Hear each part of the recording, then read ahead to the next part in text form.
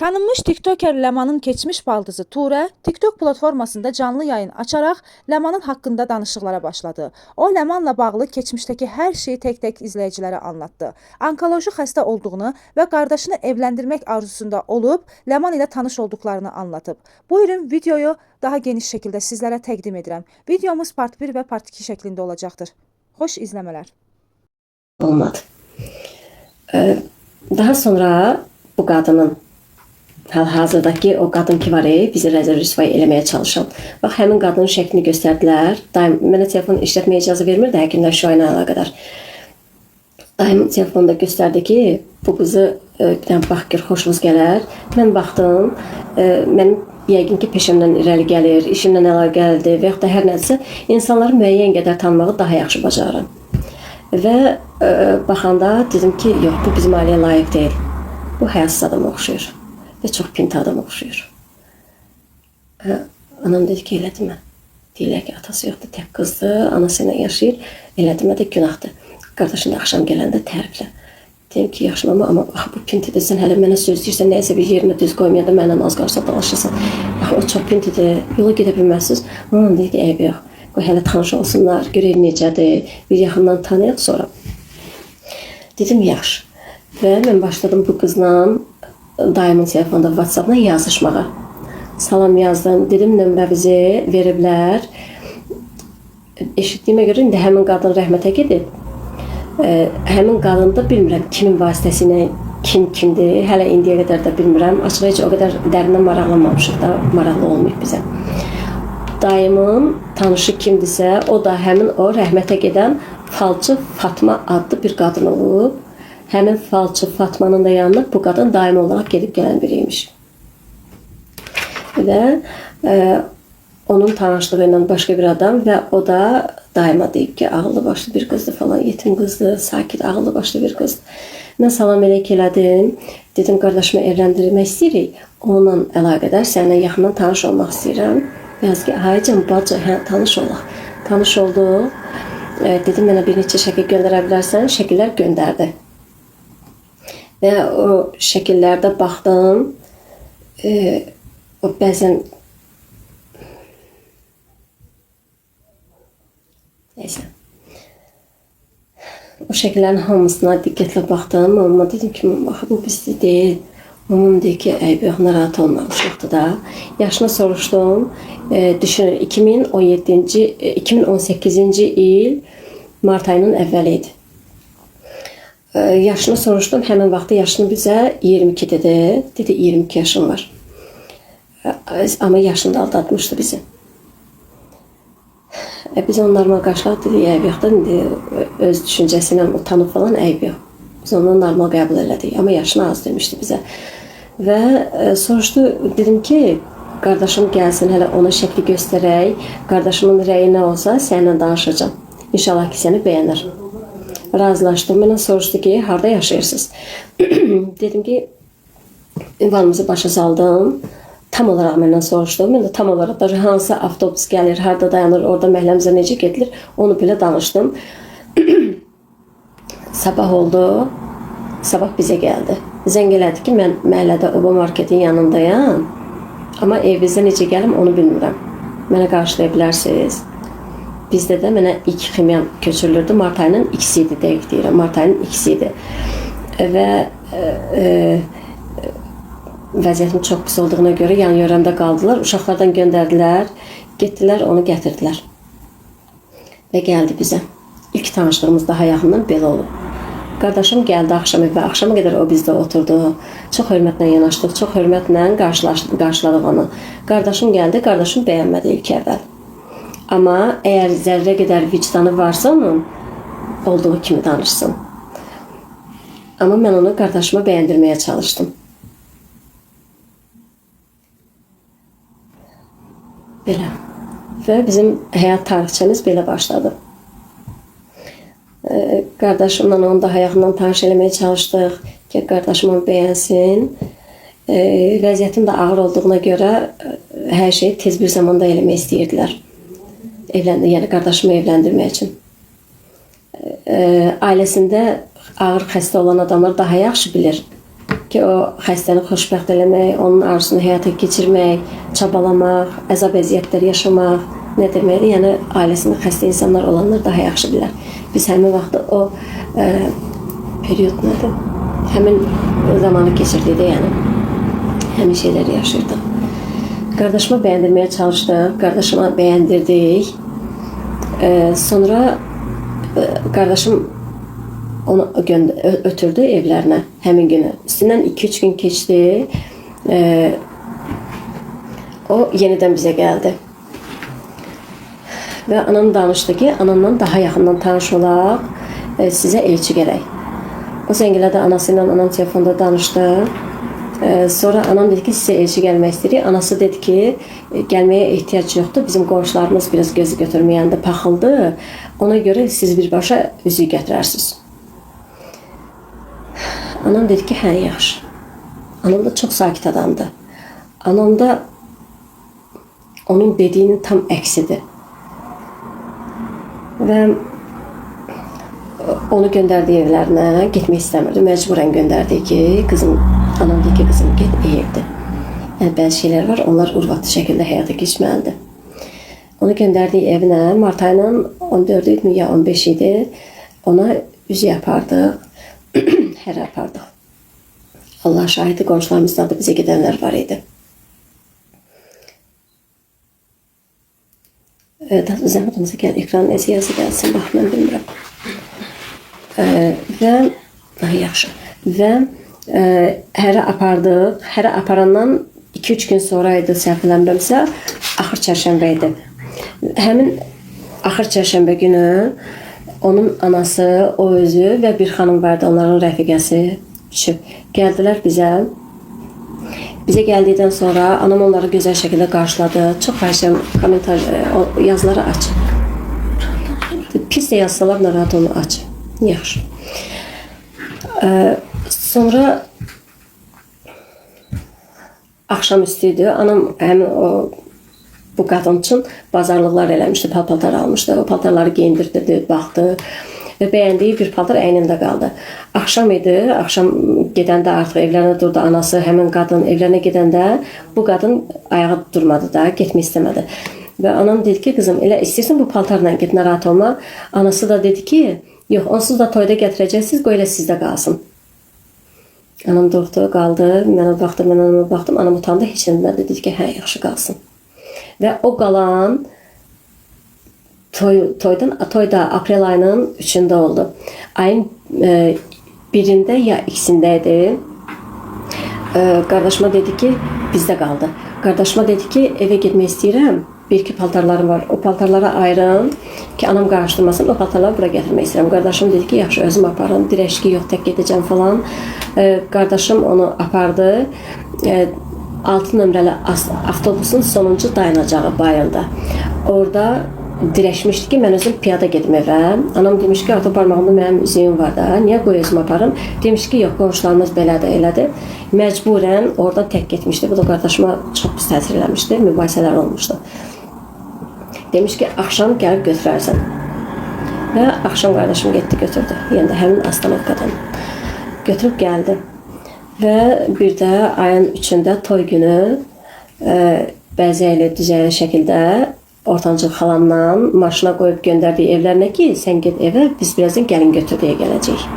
Və getdik, gəlin götür deyə gəldik. İndi sizə xatırlamışkən bir şey danışım. O gəlinlik məsələsi deyir, sonra makyaj belə eləmişdilər, 50 manatlıq gəlinlik. Bu şeyləri danışa gəlin sizə, ondan da danışım biraz. Demək, aprel ayının 3-də 2018-ci ildə qardaşımla onun toy oldu. Toydan bir neçə gün əvvəl, təxminən mart ayının sonları idi, artıq o bizdə qalırdı, anası gətirdi, bizə qoydu. Axır çərşənbə günü. Onu götürdük, mən də həm hava almaq, həm başım qarışmaq məqsədi ilə mən də apardı anam özü ilə. Və o qadını özünü götürdük ki, gedək onun üçün gəlinlik seçək, toyda giyinməyinə. Getdik, Basmayda o yanan yer hansı ticarət mərkəzi idi? Douglas. Həmin o Douglasda yanan ticarət mərkəzində getdik, gəlinliklərə baxdıq, xeyli gəlinliklərə baxdıq və bir gəlinlik mağazasına girəndə yaşlı bir xanım idi, oraya işlədən bir xanım. Həmin mağazada bir gəlinliyi bəyəndi, özü bəyəndi və həqiqətən də çox gözəl gəlinlik idi. O gəlinliyin qiymətini, kirayə qiymətini 300 manata dedi xanım. Dedi ki, yeni gəlinlikdir. Və bizə təklif elədi ki, bizim salonumuz da var. Həmin gəlinlik mağazası ilə üzbəüz salon var idi. Dedi, bizdən gəlinlik götürəndə və orada, o salonda bəzək elətdirəndə birbaşa gəlinlik qiymətinin içində olur və endirim də eləyirik. Bu da yəni bir çox gəlinlik götürən insanlar necə olur? Hamı istəyir ki, büdcəsinə uyğun olsun ki, həmin ərəfədə də mənim əməliyyatlarım, müayinələrim, ximiyalarım, qan köçürmələrim, maddi qüvvəmiz yetərincə tükənmişdi. Yetərincə. Düşünün ki, qardaşım səhərdən axşama qədər işləyirdi dayanmadan. Anam hətta o vəziyyətə gəlib çatmışdı ki, inanın Allaha, anam göyərti alırdı, gətirirdi Türkandan. Gətirib məhəlləmizdə mağazaları satırdı. Və yenə də mənim yanımda olsun deyə gəlirdi evdə. Qonşularımızdan, qohumlarımızdan mənim yanımda dayanırdılar. Təzədən anam gedirdi, yenə də göyərti alırdı, gətirdi məhəllədə satırdı mağazalara. Pul olsun deyə, mənə görə. Başa düşürsünüz? O qadının əməyini yerə vurub onun haqqına girmək olmaz. Allah görür hər şeyi. Həmin gəlinliyi, 300 manata deyilən gəlinliyi bizə olunan o təklif ki vardı, o gözəllik salonunda da bəzənmək falan olsa, sonra dedi ki 250 manata verərəm gəlinliyi. Amma həmin o salonda bəzənsəz. Mamam dedi ki, hə yaxşı, getdik, kataloqda xanım göstərdi bizə bir neçə gəlinliklərin makyajını, saçını falan. O özü də baxdı. Orada bir neçə gəlinliklər baxdıqdan sonra makyajı və saçı bəyəndi, onları yazdırdıq. Aprel ayının 3-ünə səhər saat 07:30-a. Və o gəlinliyi danışdıq. Gəldi evə. 50 manat da anam beh verdi. Qaldıq həmin gəlinliyə 200 manat ödəniş eləmək toy günü. Evə gəldikdən sonra artıq planlaşdırıq hər şeyi. Bazarlıq da elədik. Anam onun üçün bazarlıqlarını elədi. Güzgüsündən, şamdanından tutmuş hər şeyini aldı. Hər şeyini. Gəldi evə, anam anası ilə danışdı. Dedi ki, mənim bir oğlum var, bir gəlinim var. İstəyirəm qəşəng ona xınayaqda eləyim. Onun anası dedi ki, mənim evim darısı qaldı, mən onu xınayaqda eləməyəcəm. Anam dedi ki, axı mənim arzum var. Anam da onun üçün çox gözəl xına falan hər şeyi almışdı. Dedi ki, mən eləmirəm. İstəyirsən sən özün elə. Bizdə də aprel ayının 2-si onun üçün böyük zalımızda, evdə, böyük zalımızda qəşəng hazırlaşdıq. Onun üçün xınayaqda elədik. Anam onun üçün xınayaqda elədi. Qohumlar, qonşular, dost-tanışlar, hamısı var idi o xınayaqda. Hamısı da Allah şahididir. Və o xınayaqda saat 6-da bitdi. Səhər saat 10 ya 11-də başladı. Axşam saat 6-da bitirdik. Ki saat 8-də də Ciyər Axşamoğlu'nda həmin zalda artıq qadınlar üçün məclis bitdi. Axşam saat 8-də kişilər üçün məclis başladı. Ciyər Axşam elədilər. Və ayın 3-ü toy günü. Səhər tezdən anam onu, o qadını nə qədər elədi yuxudan oyatmağa ki, saat 5-dən sonra başladı oyatmağa ki, dur, hazırlaş, saçı, başı boyu, qəşəng tərtəmiz salona gedəcəksən, salona aparaq səni. Oyanmırdı. Oyanmaq istəmirdi. Sonra oyandı, güclə bir təhər, artıq oyananda da saat 8 idi. Anam dedi ki, tez saçı, başı boyu gedək. Yuyacam, elə o başa getdi, bu başa getdi, oturdu, biraz çörək yedi, biraz çay içdi, çox ləng şəkildə, çox məsuliyyətsiz şəkildə ləng etdi. Saat oldu 10. Və bizə salona zəng elədilər ki, xanım siz yazdırmışsınız, gəlmədiniz, verdiyiniz behdə batdı. Və bizə də, hələ bizi ilə dalaşdılar da, dedilər ki, sizi yazdığımıza görə başqa müştərilər də götürmədik. Mübahisə yarandı telefonda həmin xanımla, usta ilə, anam arasında. Mən nə qədər yalvar-yaxar elədim ki, indi gətirəcək gəlimizi müəyyən səbəblərə görə gecikmişik, qəbul eləmədilər artıq. Hələ sözün əsl mənasında da bizimlə dalaşdılar telefonda. Sonra məcbur qaldıq məhlədəki bir neçə salona. Mən o halımdan mənə iynə vururdular. Qapı qonşumuz tibb bacısıdır. Allah şahididir. O mənə nə qədər iynə dərman vururdu dəqiqə başı ki, mən ayaq üstə qala bilim. Ağrılarım azalsın. Fizioterapiya qəbul edənlər bilir. Onun nə qədər şiddətli ağrısı olur. Mən o qadının özünü götürdüm. Məhəlləmizdə nə qədər salonlar ki var idi, hamısına dəydi, hamısıyla. Birinin bilirdim əl işi yaxşı deyil, o biri bilirdim yaxşı alındırmayacaq falan.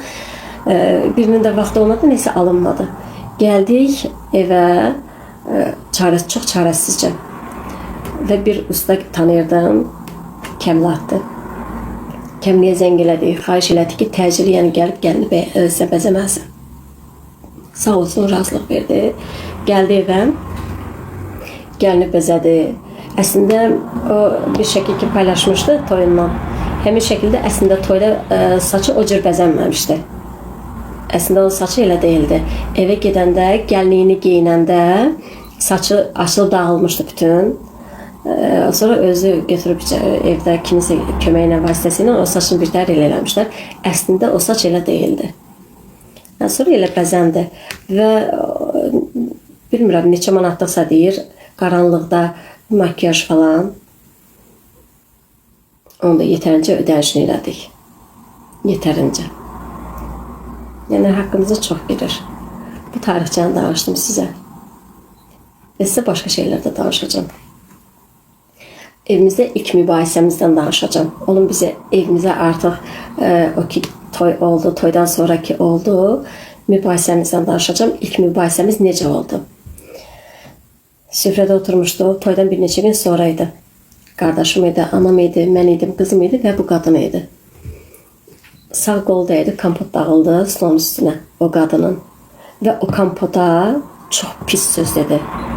Çox pis söz dedi, mən onu deyə bilmirəm. O bərəkətə söydü. Hamımız bir-birimize baxdıq. İlk dəfə idi biz qadından, bir gəndən o elə bir şey eşidirdik. Yəni qardaşımın da necə təəccübləndiyini mən başa sala bilmirəm. Yəqin ki, azdan çoxdan başa düşərsiniz. Qardaşım dedi, bu nə sözdür danışırsan? Və mənim səhərdən axşama qədər zülümlə, əziyyətlə qazandığım bərəkətə o nə sözdür deyirsən və mübahisə belə başladı. Hələ çox xırdalıqlar var, onları danışmaq istəmirəm. Çox xahiş yorumlara açır. Artıq da xahiş edirəm. Biz yazanlar zaten məhəl qoymuyor, onları atın açır.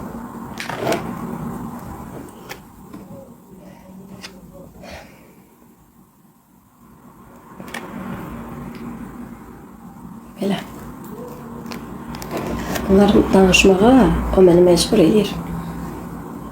O məni məcbur edir ki, danış.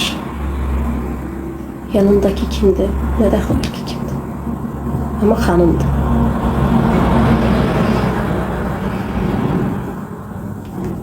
İnanmayanlar özləri bilər, amma Allahımıza and içirəm ki, olduğu kimi hər şey danışıram. Tövbə edirəm ki, hər şey olduğu kimi danışıram. Zərrə qədər yalan danışmıram. Bəli, bunları çoxdan danışmalıydım. Hansı ki, ilk dəfə o bizdən sonuncu dəfə gedəndə artıq hansı ki, qardaşım onu bağışlamadı. Dekabr ayının səhv eləmirəmsə X-i ya 3 idi. 2018-ci il.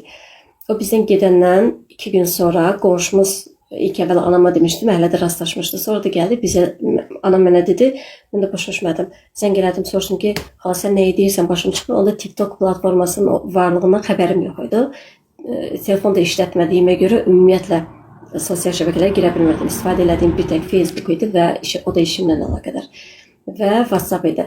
Əməliyyatlarım başlayandan sonra, ximiyalarım başlayandan sonra telefon işlətmədim. Və o xanım gəldi, qonşumuz gəldi, bizə dedi, öz telefonda göstərdi ki, bu sizin haqqınızda danışır. Baxdıq, soruşdum ki, buna mən hər gün necə baxa bilərəm? Mənə başa saldı, TikToku yüklədim. Axşam qardaşım evə gələndə demək istəyirdim, anam icazə vermirdi. Bir günü səbr elədim, qardaşıma demədim.